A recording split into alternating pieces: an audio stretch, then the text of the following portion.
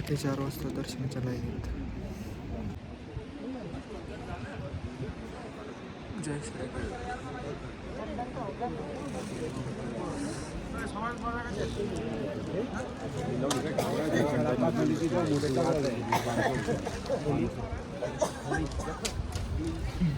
दर्शन झालेलं आहे या ठिकाणी. इतकं भारी सुंदर दर्शन झालंय. जवळपास 5 ते 10 मिनटं घड्याळी मी त्या मेन जे गाभारा आहे महादेवांचा, श्री केदार बाबांचा, त्या ठिकाणी होतो. इतकं सुंदर दर्शन झालंय. खरंच पहाटेचं दर्शन हे अतिशय सुंदर होतं. आणि आता आपण थोडेसे फोटो वगैरे घेऊयात, थोडंसं दिवस उजळून देऊयात. आता मी कानटोपी काढले तर माझे कान एकदम गार झाले. ते कशामुळे तुम्हाला दाखवतो. तर असा सकाळचा व्ह्यू आहे, जवळपास 5:30 वाजताचा. आणि पाठीमागं हे बघा काय आहे, बर्फ आहे पूर्ण. इथं लगेच बर्फ आहे, त्याच्यामुळे इतकं गार वाजतंय. बापरे. अशा प्रकारे आपलं दर्शन झालेलं आहे. फोटो वगैरे घेऊन सगळं झालेलं आहे. आणि आपण आता थोडेसे अजून इथे फिरून खाली निघणार आहोत, कारण खूप थंडी आहे. त्या पाठीमागे तुम्ही बघताय बर्फ आहे. आणि इतकं सुंदर पैकी मंदिरात दर्शन झालंय आपलं सकाळी. दादा भेटलेत, अंधेरीचे आहे, बांद्राचे आहेत आपल्या मुंबईचे. हर हर महादेव. यांनी फोटो काढण्यासाठी खूप सहकार्य केलं. धन्यवाद दादा. हे दादा खूप चांगले आहेत. यांचे 12 ज्योतिर्लिंग पूर्ण होणार, माझे सुद्धा 12 पूर्ण होणार. बस महादेवांची हीच इच्छा. आणि महादेव यांना पण आणि मला पण सुखी ठेव. बस बोलो ओम नमो पार्वती पते हर हर महादेव. मंदिराच्या पाठीमागे आल्याच्या नंतर हा छान व्ह्यू दिसतोय. आणि पाठीमागे तुम्ही बघता इकडे जगद्गुरू शंकराचार्यांची समाधी आहे पाठीमागे. तिकडे आपण जाणार आहोत. मंदिरापासून थोडंसं पाठीमागे आल्यानंतर येथे लगेच तुम्हाला जगद्गुरू शंकराचार्यांची समाधी बघायला मिळते.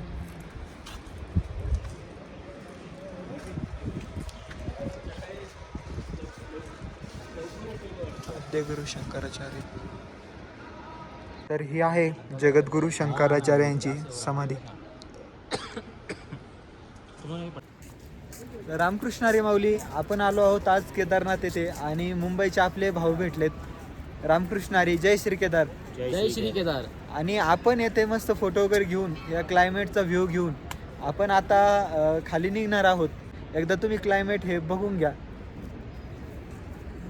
असा या ठिकाणी पाठीमागे बर्फ वगैरे पडलेला आहे. आणि भरपूर थंडी आहे या ठिकाणी. कान अक्षरशः गारठलेत.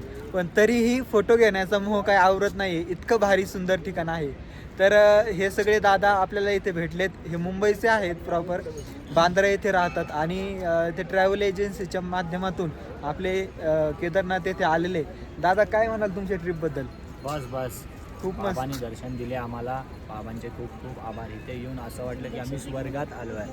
बस बाबा सर्वांच्या परिवाराला सुख समृद्धी देवो हीच प्रार्थना केली. बोला हर हर महादेव. ओम नमो पार्वते पते हर हर महादेव.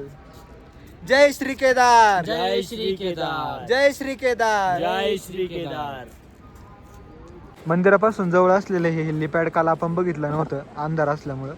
हे बघा, हे इकडे हेलिकॉप्टर आहे, बांधून ठेवलंय गठोड्यावाने.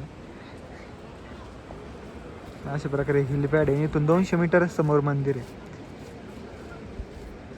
आणि इकडं आता आपण खाली उतरतोय. एक नंबर वातावरण झालंय क्लायमेट. तर चला पटपट खाली उतरूया आपण आता. केदारनाथ बाबांचं खूप चांगल्या पद्धतीने असं दर्शन झालेलं आहे आपलं. कारण जवळपास मेन गाभाऱ्यामध्ये आपण 5 ते 7 मिनटं होतो घड्याळी. आणि तेथे असलेले जे पूजा वगैरे चालू होत्या, जे जल वगैरे वाहतात आतमध्ये, तर त्यालाही आपण हातभार लावू लागलो. कुठल्याही प्रकारचा पैसा न देता. कारण बाहेरून तुम्हाला मंदिरामध्ये जाण्यासाठी पुजारी लोक 500 ते 1000 रुपये ऑफर करतात. त्याच्यानंतर तुम्ही ज्यावेळी गाभाऱ्याच्या थोडंसं पाठीमागं असता, तुमच्याकडून 200-300 रुपये घेऊ असं म्हणतात. आणि आतमध्ये गेल्याच्या नंतर तिथं सगळं असतं, फक्त आपल्याला ते व्हायचं असतं. आणि तेवढ्यासाठी काहीच पैसे लागत नाही. म्हणून तुम्ही जर कधी केदारनाथला आलात तर इथं आल्याच्या नंतर पुजाऱ्यांच्या त्या लोभाला बळी पडू नका. आतमध्ये जा. आतमध्ये जेल वगैरे हे ते असतं. जरी तिथं नसेल तरी तुम्ही सोबत घेऊन जाऊ शकता, काही हरकत नाही. शेजारीच जे गौमुख कुंड आहे तिथून तुम्ही जल घेऊन जाऊ शकता, ते आतमध्ये वाहू शकता. त्यासाठी कुठला चार्ज नाही किंवा कुठलाही प्रसाद वगैरे जरी तुम्ही खालून घेऊन गेलात तरी काही हरकत नाही. तर चला, अशा प्रकारे आपण आता खाली निघत आहोत. मागं जो दिसतोय हा बर्फ आहे पूर्ण, आणि आपण जवळपास मंदिरापासून एक 400-500 मीटर पुढं चालत आलेलो आहे. आणि सकाळचे 8:30 वाजता आहेत आणि 8:30 वाजता आपण उतरायला चालू केले. आपली गाडी खाली आहे सोनप्रयाग येथे. इथून जवळपास 20 ते 22 किलोमीटर अंतरावर आहे. म्हणून आपण पटपट उतरणार आहे उन्हाच्या आधी, कारण कालपासून आपण थंडीत आहे आणि आज जर ऊन घेतलं तर आपण नक्कीच आजारी पडणार. त्यामुळे ऊन न घेता आपण पटकन खाली जाणार आहोत. आणि आपण इथून पुढे जाणार आहोत आता बद्रीनाथ, तुंगनाथ त्या साईडला. आपण चालत चालत खाली जवळपास निम्म्यात आलेलो आहे. आणि निम्म्यात आल्यानंतर हा छान व्ह्यू बघायला मिळतो आपल्याला.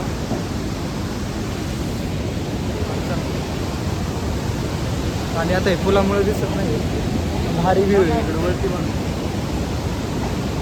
आणि अजून एक गोष्ट महत्त्वाची सांगायची होती, जे झाडू मारणारे जे असतात इथून तिथून, जसा पुजाऱ्यांचा स्कॅम आहे तसं त्यांचा एक स्कॅम आहे.